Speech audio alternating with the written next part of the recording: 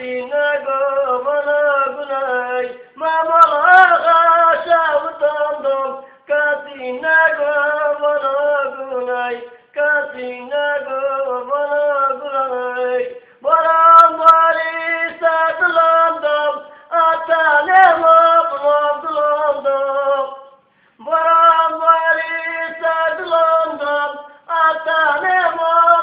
Blondam, Zatayashi Harkerochum, Atanemam Nomolandam, Atanemam Nomolandoi,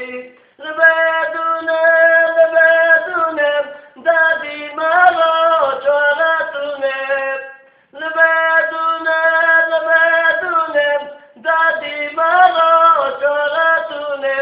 Mamalaga Shavutandam, Kasinagu Vanagunai, Kasinagu Vanagunai, Dakule Matsapuri, Dadinala Tokamaket, Dakule Matsapuri,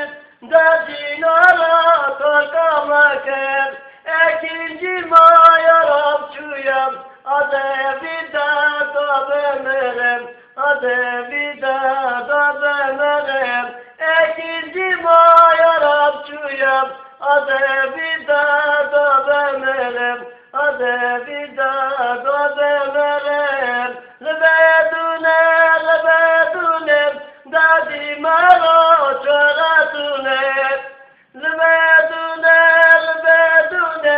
Dadi Maro Çoratune, Mamalaga Shavutandam, Kasinagu Vanagunai, Kasinagu Vanagunai, Mamalaga Shavutandam, Kasinagu